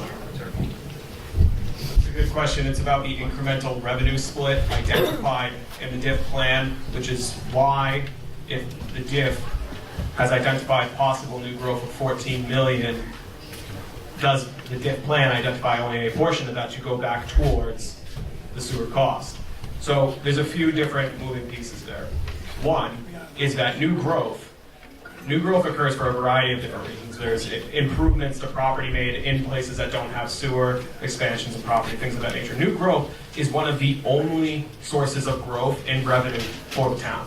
So the question came up earlier about what about federal funding or other options. Easton is not alone, like many municipalities, where we have had certain revenue sources that we could rely on in the past dry up and cease to exist. Certain revenue sources, like revenue from the state of Massachusetts, which is the second largest portion of our revenue every year. This is money that we use to operate the school system, operate police, fire, all the services that the town provides. Those sources of revenue were cut during a recession and then took years, in the case of state aid, 8 years, just to recover to where they were before the recession. So the town dipped into stabilization funds. At that time, we still had layoffs, but we do not have any source outside of going for Prop 2.5 overrides, which are obviously divisive, challenging. It's a tall order. The number one driver of revenue growth to the community is new growth. So on why 50% versus 100, there's environmental benefits to sewer. But one of the main drivers from a policy perspective on sewer development is economic development. There's two pieces there. One is obviously development. Amenities can create a nicer place for folks to live, work, visit. That's important. But on the flip side, from a financial perspective, it drives new growth. And that growth is necessary revenue for the town to continue to deliver services to the public. And so we have been talking about, as a community, long before I was here, sewer planning, sewer construction, why it's necessary from an environmental perspective, and why that driving of growth. Stephanie cited, we have had people come into the office and say, I want to open a business in Easton. This is my idea, and they could not do it because they don't have that public waste collection. We've had assessments done by economic development firms. We've had assessments done by Northeastern University to identify the number one challenge, the number one impediment to development and any generation of new growth, which is necessary for the town to keep its services where it is, to not having sewer. So that is a premise that we have been collectively operating on for many, many, many years. There's a premise, one of the main premises that drove Northeastern Village sewer. That is one of the premises that drove the sewer on Route 138. In both of those cases, just like what we're talking about in Five Corners, the large majority of the cost, the majority of that cost was borne by betterment payers, because that is what is laid out in the law as one of the ways for those costs. We did not do a DIF or anything of that nature. So in those areas of town, there are people paying betterments in Northeastern Village right now. There will be people in Queesit paying betterments after this summer. And the benefits of that growth, there's a benefit to their ability to do more with their property, and that turns into growth that the town can use to continue to operate a good school system, have quality police department, quality fire department, and deliver those services. Those folks in both of those districts did not have the benefit of this. So any new growth that was actualized from that, that was intentional, is a good thing, and it supports the entire town. We are late in the planning stages of Five Corners Phase 2. Hence the name, we are building this sewer. We knew when we started getting more refined numbers that this was going to be the largest and most expensive capital project, not building, but infrastructure project the town has done. So we looked at, okay, what are our options? What can we try to do to help? Because one option under the law is betterment, pay the entire thing. Obviously, that's probably not very popular in this room. I'm getting that vibe. But we're trying to find other options that we can use, including looking at DIF, right? And so we looked at DIF and said, well, this is an interesting opportunity. Not many towns the size of Easton have done this. Does this make sense?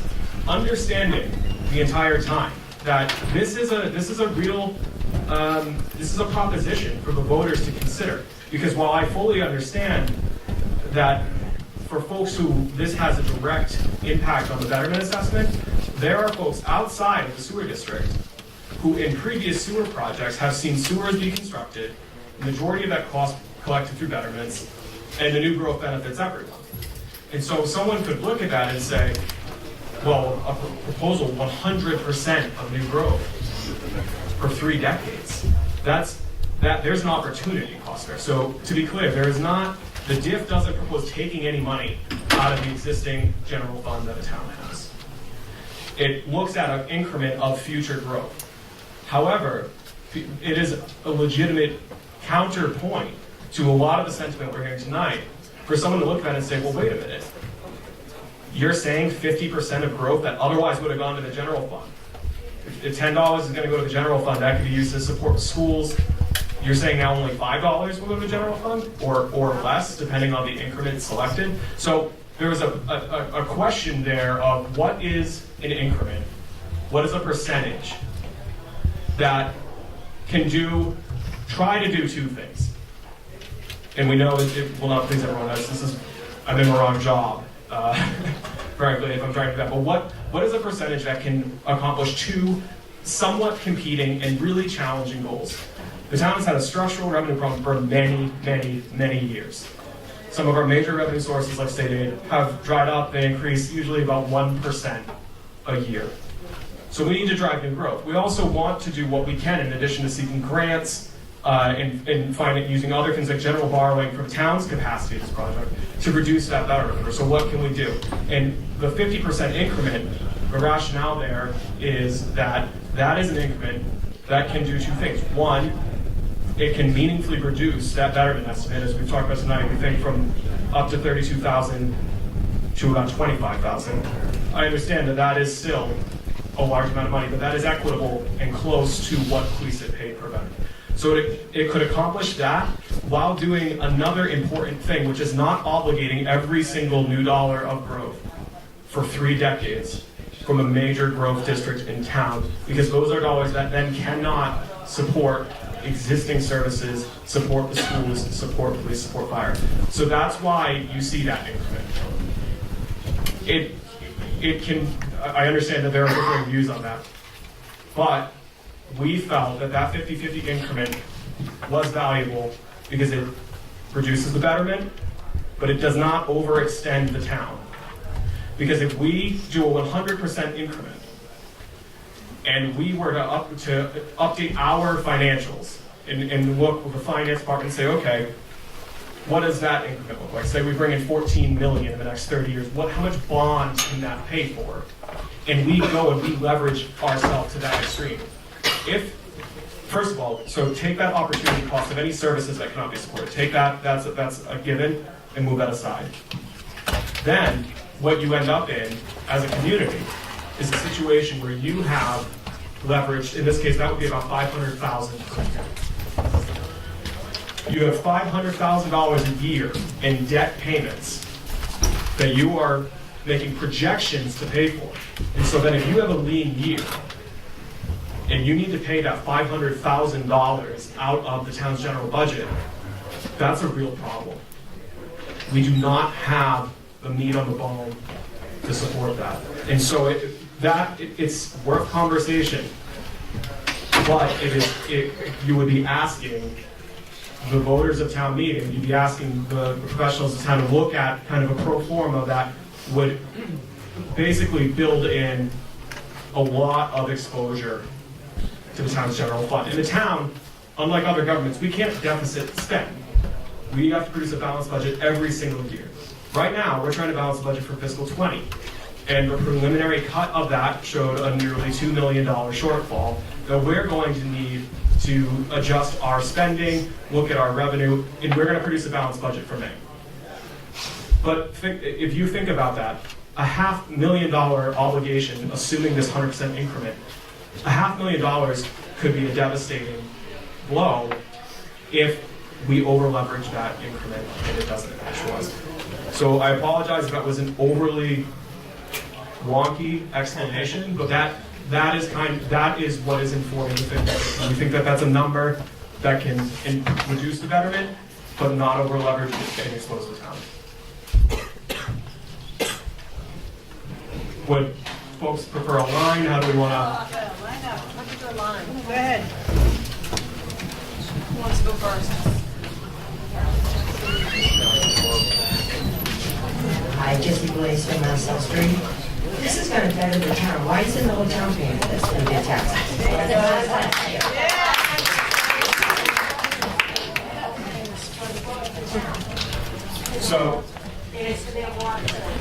So under the law, betterments exist for public projects, right? There are certain projects that you don't necessarily pay for this way, right? Betterments exist for capital projects like sewers that have a distinct benefit afforded to people in that district that other people. There are.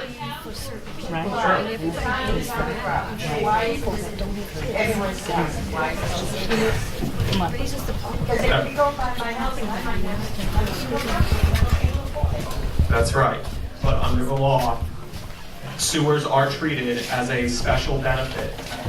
That the proportional cost is basically carved up, looking at the total capacity of the project and assessed to properties. The question of why isn't the town paying for it, that's a broader policy question, one that has, to Dale's point and mine earlier, been discussed and voted on numerous times, repeatedly over many, many, many years by numerous boards of selectmen, by numerous finance committees, by numerous town meetings.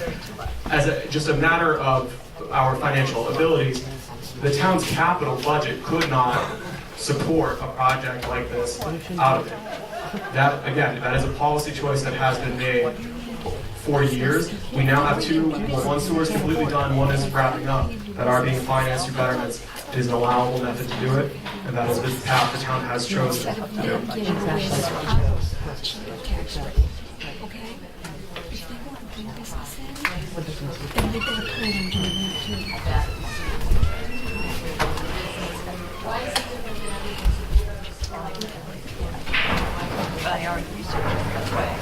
Can you repeat Because under the law, sewer projects are identified as something that specifically benefits. There's a specific unique benefit. It's a public piece of infrastructure, and there are benefits in the big picture. But there is a distinct benefit that as someone with access to sewer, you are afforded that the other taxpayer down the road who does not have sewer is not. And that is not my decision. That is the law. And that is a model that is used, has been used in Easton, is used around the Commonwealth. And I do not have control over whether or not that's the right thing, but that is the law. And I understand that's probably an unsatisfying answer. Let's go.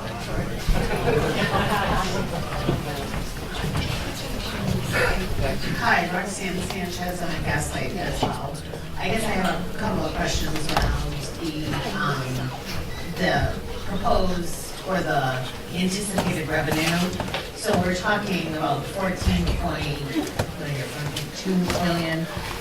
What do we have on, like, is there anything on tap? I know that there's talk about building sort of in the foundry area, and I guess I'm wondering how much of that is sort of revenue we expect to see truly come in and have a real and pretty immediate impact. It's a good question. Stephanie, would you like to talk about the planning that's being reviewed for these projects? Yes. Again, that estimate was based on expressed interest, and in fact, the foundry site that many of you know has been purchased and is planned for development under the Compact Neighborhood Overlay District zoning that was passed at town meeting last year. That will bring residents in the area. And we also based, again, on conversations, talking with people like at Phillips Edison. They own the Big Y Plaza, that they have vacant spaces they have not been able to lease because they are pretty much at capacity with their treatment facility. And there's been interest in putting restaurants at the pads that they have available there. So, and then we've had other interest in other developments within the area. So, based on that, based on the market analysis that Moyne did, that's how they came up with this projection of growth that we could reasonably expect within the district. And to Connor's point, reasonably being, it was, if you've got to predict, which is essentially you're projecting out, you're taking information and you're trying to really make a very educated guess on what that growth could be, and we want to make sure that it's something that can come to fruition. So that's what that was based on. But I guess, can I just do a quick follow-up on that then? If we know that a certain percentage of that is sort of money in the bank, for lack of a better word, right? I'm a banker by trade, and I understand that, you know, collateral value increases the ability to lend, it decreases the cost of overall money. I guess, is there any kind of factoring in for something like the foundry that we know is going to generate revenue for the town? Are you understanding my question? I think I am, but I think I've answered that. Yes, that understanding that at the time we started discussions, there was expressed interest, the property has been purchased. They are actually coming to the planning board with their pre-application. So we have a very strong sense of what's going to go there. So yes, that was part of the calculation and consideration. Okay. I mean, I guess we're talking 50% of the DIF here, and I understand that we are looking at a projection in the future, we're going to have I'm sorry. up and down. I understand we're going to have up and down years and financial, unexpected financial costs. I guess what I'm trying to figure out is if we have a certain percentage that we know is guaranteed to be coming in at some level. Well, I is there think the that opportunity you'll recall, for the DIF? but you'll recall from the slides in the earlier presentation, both Connor and I mentioned that one of the things that it isn't is it's not a guarantee. And again, that's the purpose for the Salary consultant. is a done deal, as far as I understand, right? No, not until it's permitted and it's in the ground. Okay. Alright.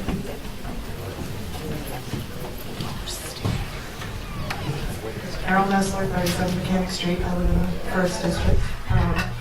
So I feel your pain, people.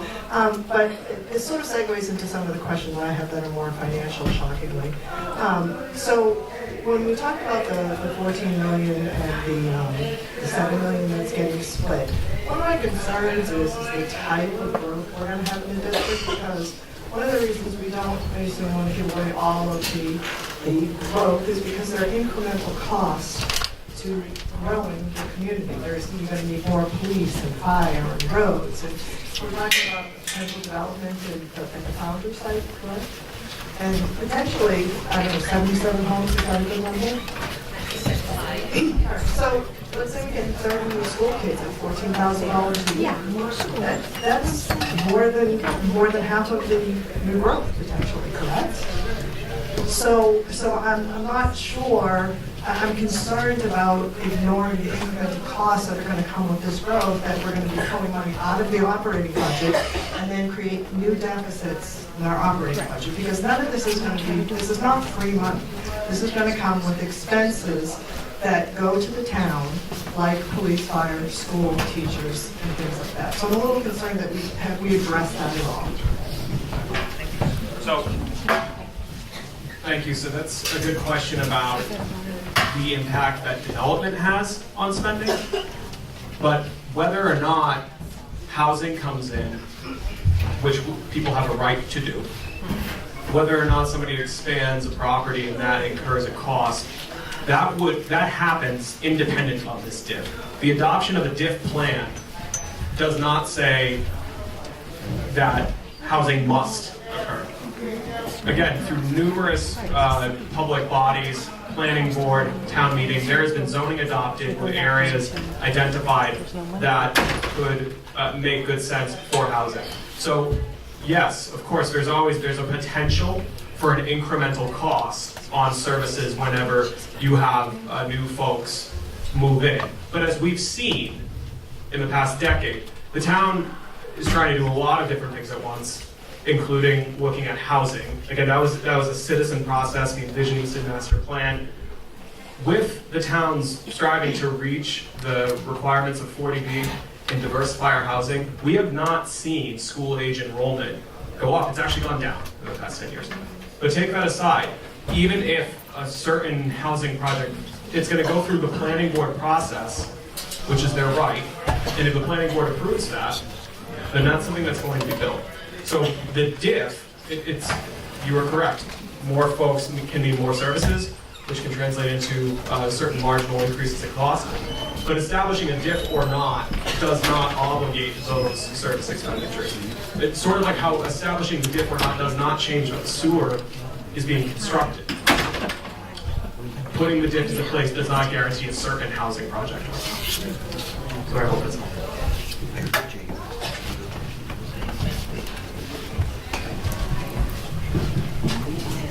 My name is Mary Wilson. My question is that I kind of feel like you want to keep us at $25,000, and that's the price that CREASIT is paying. Is there a chance that we can go under $25,000 between 50% of the DIF plus the stabilization, the storage stabilization plus the grants? Would the town ever bring us down to like 20 or 21,000 that the village paid, or are you set in keeping us at 25,000? Is that like a number that you want to keep us at? I just feel like the town's not making a commitment to us, and we're carrying this burden for the town.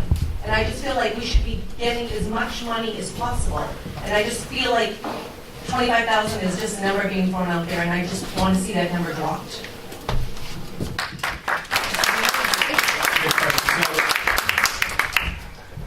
I do not unilaterally get to decide any of these things.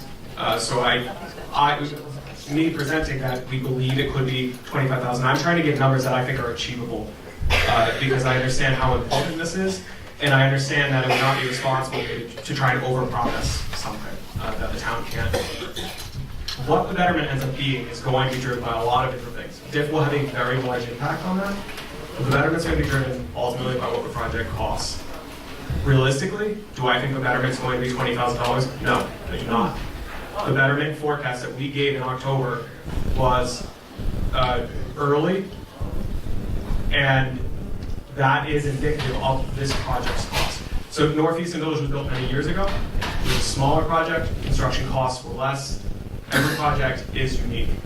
So the $25,000 number that we give tonight, I think is one that's reasonably achievable. We will look at that, and there is still time before that's finalized, but I don't want to misrepresent that we can necessarily bring that down further. Would the town try to bring it down further? Yeah, the town is going to explore every option Okay, we so have if there's money to out look there, at. you're gonna allot it to us. I can't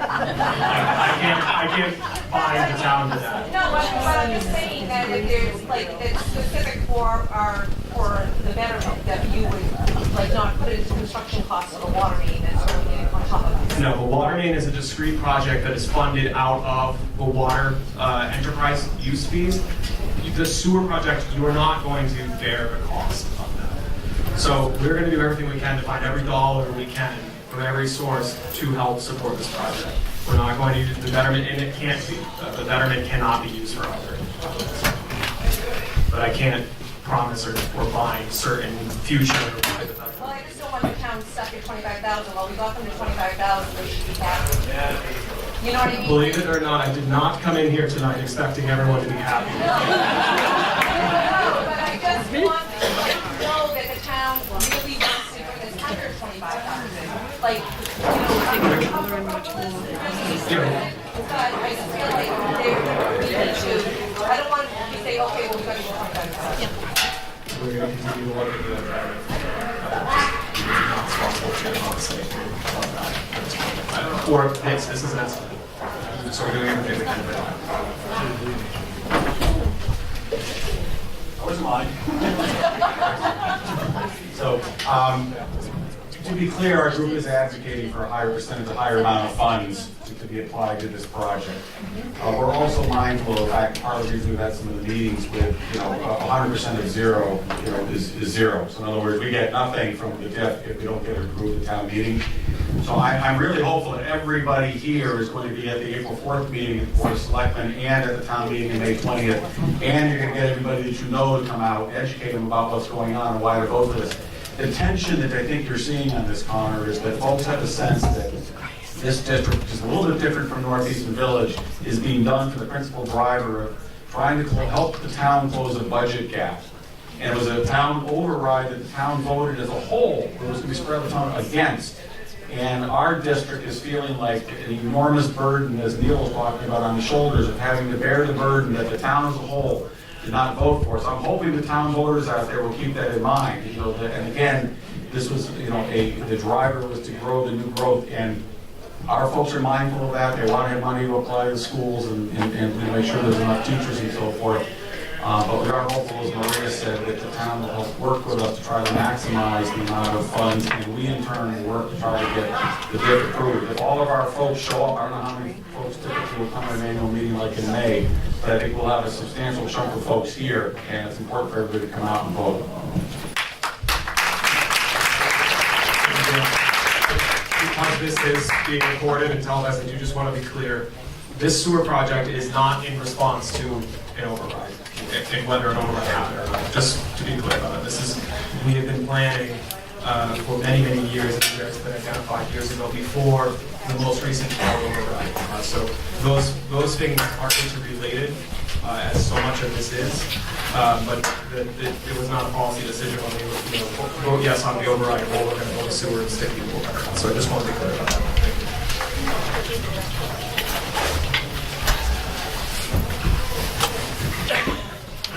About the betterments, and you mentioned about maybe we get 70 new houses, set aside certain amounts of space. when a new house comes in, will they also have to pay the same betterment which we do? It's a good question. The question is whether, so say you have a piece of land that doesn't have anything going on. Somebody comes in after the sewer project and says, oh, it's pretty great, there's a sewer here, let's pay for it. It doesn't actually work that way, which I don't know how much that helps with your betterment, but there's, the selectmen have regulations about what you engage in a process called a privilege fee. And so if a sewer was constructed and there's excess capacity, which in this case there will be, there's 165,000 gallons of daily treatment capacity in this area. This project only apportions about 134 of that out of the gate. So there's excess capacity. The town of Easton is going to carry the cost of that capacity in the interim on our general borrowing. And when somebody comes in and they say, oh, hey, look, pretty nice sewer you got there, I'm going to build something. They have to pay a proportional and equal amount that they would have paid had it been a betterment. So you can't kind of step in the day after a betterment's implemented and get the entire benefit without paying.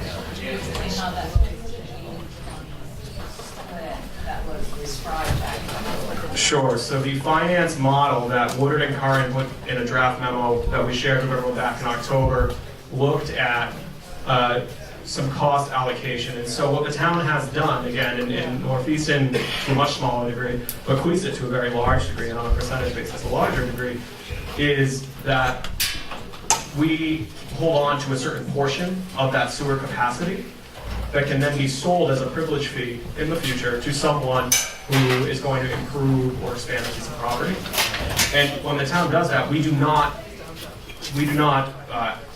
outsource that cost onto a betterment payer. The town of Easton holds onto that proportional cost on our borrowing. So when you look at the financing for this project, this whole project is over $24 million. The town of Easton is currently projecting holding on to about $5 million of that, which is proportionally representative of the excess capacity that will not be allocated. So again, fully understand the betterments are expensive, but there is not, that number is not subsidizing the town's piece that it is holding on to that will be sold as privilege fees that people would have to pay if they tied it. Then the privilege fee for the foundry would go towards that $5 million that you've gotten. The foundry already has a betterment on it. I don't know what it is off the top of my head. 53 units. So depending on what that project actually ends up being, if it was additional use above what 53 units gets, I might be off by one. Yeah. So they're already. They are in, yes.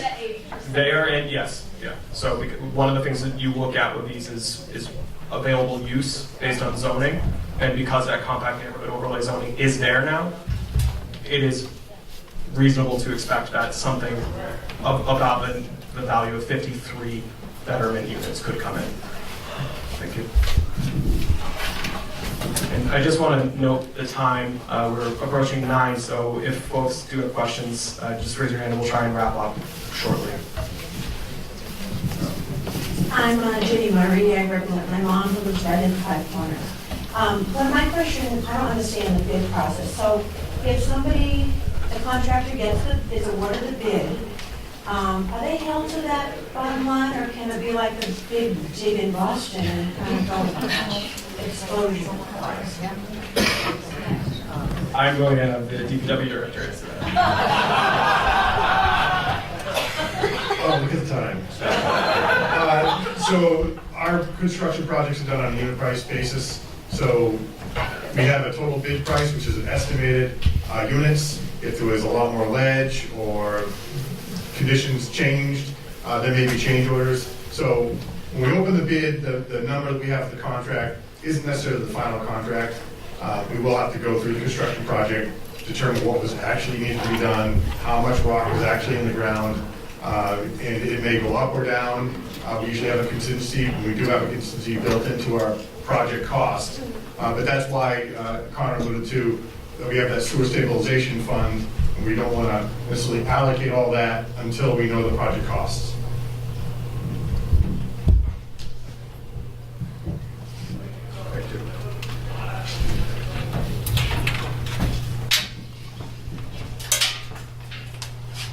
Hi, Alan, Easton, Sunoco, obviously I don't live there. It's probably been answered already, but when do we find out the final tally? When will we owe at the end, or is it at the end or at the beginning? For the betterment? Just what we owe altogether. Sure, so the betterment cost, which is the big ticket, you know, the largest cost that anyone would typically incur in a sewer project, that number will be continually refined. We're giving estimates now that we feel pretty comfortable with. But the final number is, as Dave said, we need to get that project built and do an accounting of the exact cost, and from there we would divide that out, bring a number forward to the selectmen. If construction moves on schedule, that would be the end of next summer, and the earliest that would show up on a bill would be January of 2021.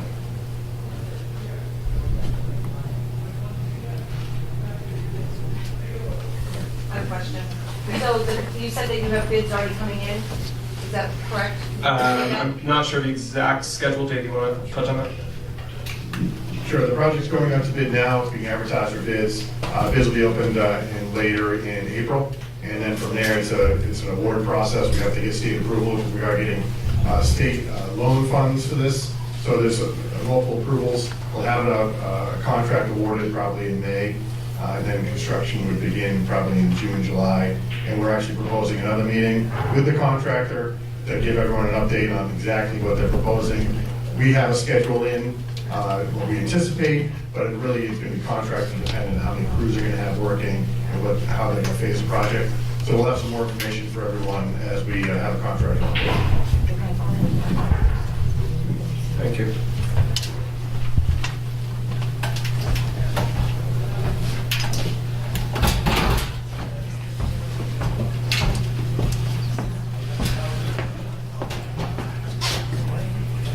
Just out of curiosity, what will the add-ons be in this program?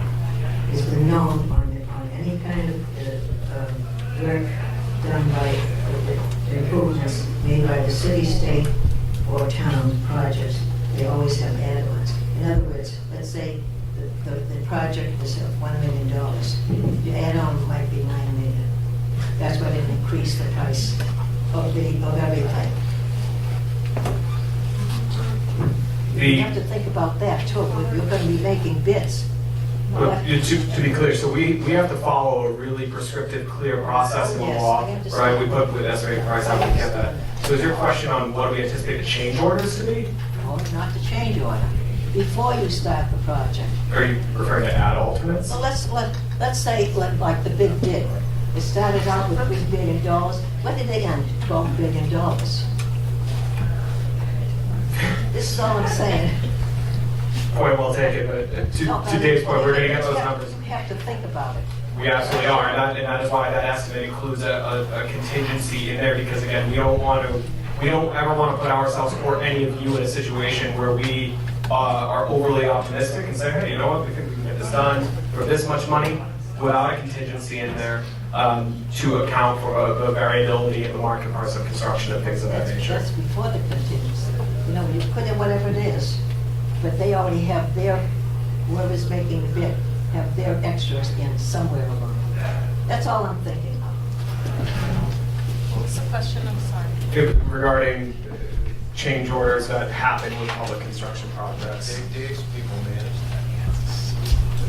Yeah, I mean, it's not as simple as somebody says, we want $1 million more for this project, pay up. There are processes identified in these contracts which are huge, very, very, very technical, that lay out the conditions under which somebody could request an additional amount of funding for public work, because obviously it's important that we try to be as prudent as we can be with these things. Dave, which side of the road will the pipe be going down? Is there go one particular side, 106, or will it vary depending on the conditions? Sure, on Foundry Street, it's primarily on the south side, and the water main's going to be replaced on the north side. But it changes on the side streets. It varies depending on the plan. We have the plans fully designed, and as you know, especially as we're in front of individual people's houses or properties, we'll be in touch with everyone, so everyone's going to know what's going on. There will be some detours going on, but again, we'll talk about that. It's getting late. We'll talk about that at the meeting when we have the contractor on board, talk about the complete phasing. Will the pipe in front of some new pond be above ground or underground? It's going to be below ground.